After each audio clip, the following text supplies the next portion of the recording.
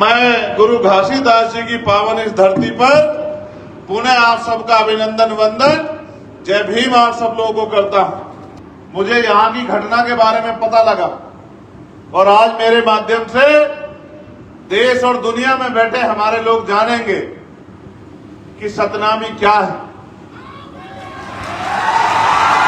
ये भी जानेंगे कि यहाँ जो हुआ वो कैसे हुआ और ये भी जानेंगे कि आज के बाद जो यहाँ होगा उसके बाद क्या होगा, ये भी जानेंगे। मेरी बात को आप लोग याद रखें। पहले जानिए दुनिया में रहने वाले लोगों कि बहुत लंबे समय पहले गुरु घासीदास जी ने मन का एक समान, मानव मानव एक समान का नारा देके और टूटे हुए बिखरे हुए समाज को जोड़ने के लिए इस सतनामी पंथ की नींव रखी थी। और ये एक ऐसा पंथ है जो सिर्फ प्रेम की भाषा समझता है, जो सिर्फ प्रेम करता है, सम्मान करता है, जिनका झंडा भी सफेद रंग का है और सफेद रंग जो निशानी है वो अहिंसा की निशानी है, वो निशानी है भाईचारे की। तो छत्तीसगढ़, पहले मध्य प्रदेश का हिस्सा रहने वाला छत्तीसगढ़, जिसकी पहचान सतनामी समाज से है, वो सतनामी समाज जो अपने दम पे यहाँ जुर्म जाति अन्याय अत्याचार के खिलाफ लड़कर और अपनी पहचान के साथ आगे बढ़ रहा है, जिसने देश में दुनिया में अपना झंडा डंडा बुलंद किया, अपना नाम कमाया, इस छत्तीसगढ़ का नाम रोशन किया। यह है सतनामी समाज। और बड़ौदा बाजार में जो हुआ वो एक दिन की घटना नहीं है। बड़ौदा बाजार में जो हुआ वो बार बार जो हमारे जैत स्तंभ को, हमारी आस्था को, हमारे सम्मान को जो अपमानित करने का काम किया, हमें पीड़ा देने का काम किया, जिसके बाद हमने ज्ञापन देकर सरकार से मांग की कि इसकी सीबीआई जांच करा दो, क्योंकि ये जैत स्तंभ को नोचना, उसको काटना सामान्य घटना नहीं है। इसके पीछे किसी का दिमाग है, कोई षड्यंत्र है, कोई जानबूझ के किसी बड़ी घटना को अंजाम देना चाहता है। ये एक सोची समझी साजिश है। लेकिन महीने भर के समय के बाद भी इतने बड़े समाज की आस्था को अपमानित होने दिया गया और 3-4 लोगों को पकड़ के, जिनको ये भी नहीं पता कि जैत स्तंभ क्या होता है, सतनामी समाज क्या है, गुरु घासीदास के विचार क्या है, जो इस प्रदेश के रहने वाले भी नहीं है, उनको गिरफ्तार करके खाना पूर्ति करके जेल भेज दिया जाता है, सिर्फ और सिर्फ हमारी भावना आग करने के लिए। और मैं अपने सतनामी समाज को जानता हूं, वो कभी हिंसा के रास्ते में नहीं जा सकता। मैं जानता हूं कभी हिंसा का रास्ता इख्तियार नहीं करता। अगर वो हिंसा का रास्ता इख्तियार करने वाला समाज होता तो इनकी तरफ आंख उठाने वाला व्यक्ति छत्तीसगढ़ में दिखाई नहीं देता। मैं अपने समाज की ताकत को जानता हूं। लेकिन ये तो संविधान को मानने वाले लोग हैं, ये तो गुरु घासीदास को मानने वाले लोग हैं, ये तो बाबा साहब अम्बेडकर को मानने वाले लोग हैं, ये तो माननीय काशीराम साहब को मानने वाले लोग हैं। ये कभी हिंसा का सहारा नहीं लेते। ये तो जिस दिन इकट्ठा हुए थे अपनी बात को कहने के लिए इकट्ठा हुए थे, लेकिन इनकी भीड़ में जिन असामाजिक तत्वों ने इस घटना को अंजाम दिया, जिन्होंने जानबूझ के उस षड्यंत्र को हवा दी और इस समाज की आस्था को चोट पहुंचाते हुए और इस समाज को बदनाम करने के लिए पूरी दुनिया में जिस तरह का षड्यंत्र किया और जिस तरह की घटना को अंजाम दिया, सरकार ने उसकी तह में जाना सही नहीं समझा और सरकार ने निर्दोष सतनामी लोगों को टारगेट कर करके, जो इस समाज के निकले हुए लोग हैं, जो समाज में फैली हुई कुरीतियों को दूर करने और गुरु घासीदास जी के विचारों को दुनिया में पहुंचाने का काम कर रहे हैं, जानबूझ के टारगेट करके उन्हीं लोगों को जेल भेजने का काम किया। और जेल भी ऐसे नहीं भेजा, दुनिया में रहने वाले लोगों सुनो, जेल भी ऐसे नहीं भेजा, उनकी खाल नोच नोच के, लाठियों से पीट पीट के, उनको जूतों से पीट पीट के, उनको बेइज्जत करके उनके हाथ पैर तोड़ के जेल भेजा। और आज मेरे भाई, मेरा परिवार जेलों में सड़ रहा है, ये इस सरकार और सरकार के निकम्मे प्रशासन की देन है। क्या इस प्रशासन को नहीं पता था इनका एलआईओ का फेलियर है, इनके इंटेलिजेंस का फेलियर है, इनको नहीं पता था? आज तो इनको पता था कितने लोग आएंगे। आज तो जगह जगह बैरिकेडिंग लगा दी, आज तो गांव गांव में अनाउंसमेंट करा दिया कि मुकदमे हो जाएंगे, जेल भेज दे जाओगे। आज तो डराने का काम किया। 1 महीना हमारे लोग आंदोलन करते रहे कि इसकी सीबीआई जांच करा दो, तब तो गहरी नींद में सो रहे थे कि हम नहीं जानते क्या हुआ, क्या हम बच्चे हैं, क्या हम दूध पीते बच्चे हैं? हमें नहीं पता कि किस तरह आंदोलन को कुचला जाता है, किस तरह से जो है आंदोलन को बदनाम किया जाता है, किस तरह अपने गुंडे भीड़ में घुसाकर और सतनामी समाज के निर्दोष युवाओं पे झूठे मुकदमे लगा के क्या करना चाहते हो, क्या दिखाना चाहते हो? आपको क्या लगता है कि डर जाएंगे?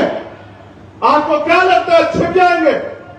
आदमी एक बार पैदा होता है, एक बार मरता है। याद रखना सरकार के लोगों, एक बार के बाद दोबारा नहीं मरता और एक बार के बाद दोबारा पैदा नहीं होता।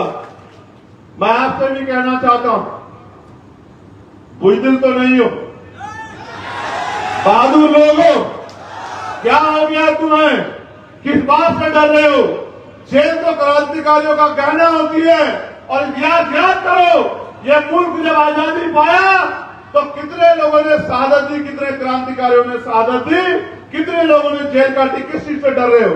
मैं तुम्हारे सामने खड़ा हूं, चंद्रशेखर आजाद, जिसने दिल्ली की तिहाड़ भी 2-2 बार काटी और 16-16 महीने जेल काटी, जिसके शरीर में जितनी हड्डियां नहीं उतनी लाठियों से उसको पीटा गया, पैरों के नखून खींच लिए गए, दांत तोड़ दिए गए, रीढ़ की हड्डी में गैप कर दिया गया, फिर भी नहीं मरा।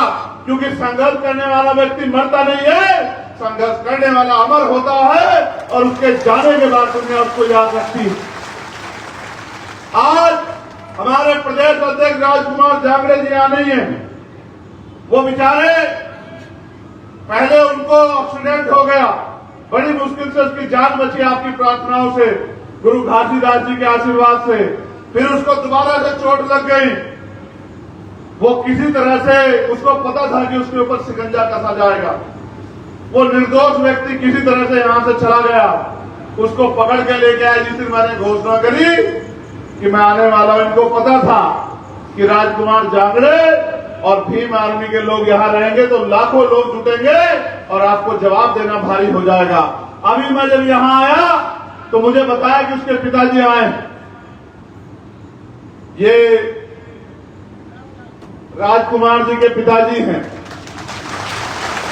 ये सिर्फ राजकुमार के पिताजी नहीं है, ये मेरे भी पिताजी हैं, चंद्रशेखर आजाद के भी, क्योंकि वो हमारा नेता है यहाँ। वो हमारे लिए और आपके लिए 24 घंटे 7 दिन खड़ा रहता है।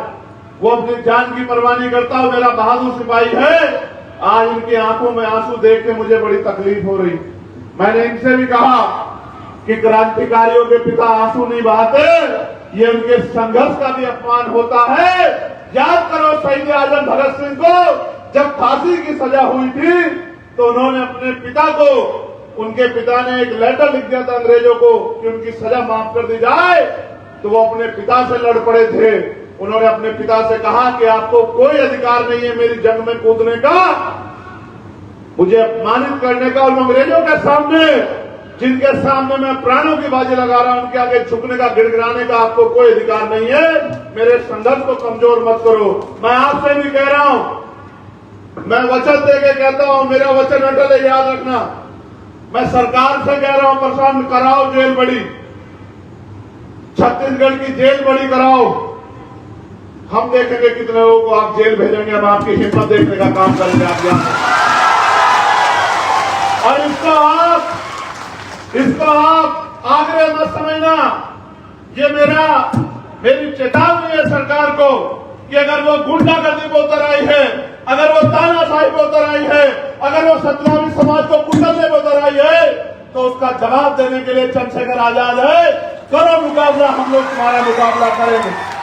आपको शायद नहीं पता कि जिन भीम आर्मी के लोगों को आपने बंद किया है, इसे 21 जुलाई में भीम आर्मी की स्थापना हुई थी। आपको नहीं पता है, ये महीना हमारा है, ये हमारा महीना है। पिछले साल इसी महीने में हमने 5 लाख लोग दिल्ली में जुटाए थे और इस बार भी अगर आप आतंक करोगे तो 10 लाख लोग हम लोग दिल्ली में जुटाएंगे। जब आपके सम्मानीय मुख्यमंत्री दिल्ली आएंगे हम उनका स्वागत करेंगे। आप ये बताओ ऐसा क्या हुआ कि एसपी दफ्तर में आग लगी और सिर्फ आबकारी की फाइल ही चली? ऐसा क्या हुआ? बाहर आग नहीं लगी और अंदर आग लग गई। ऐसा तो नहीं कि दफ्तर में बैठ के कोई आदमी आग लगा रहा हो। ऐसा तो नहीं कि दफ्तर में बैठ के कोई आग लगा रहा हो, अपने किसी माफिया साथी को बचा रहा हो, किसी की मदद कर रहा हो, किसी को जेल जाने से बचा रहा हो, किसी से कुछ सुविधा लाभ लेकर गरीबों के बच्चों को फंसा रहा हो। ऐसा तो नहीं है। कहां था इंटेलिजेंस, कहां था एलआईयू, कहां थी पुलिस, कहां था प्रशासन?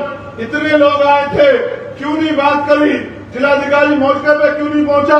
आज इतनी फोर्स लगाई है, अगर इतनी फोर्स लगाई होती तो पत्ता भी नहीं हिलता। और इतने लोग यहाँ हैं, बताओ पत्ता कहां हिल रहा है? इनमें से कौन ऐसा है जो किसी को बुरा कह रहा है?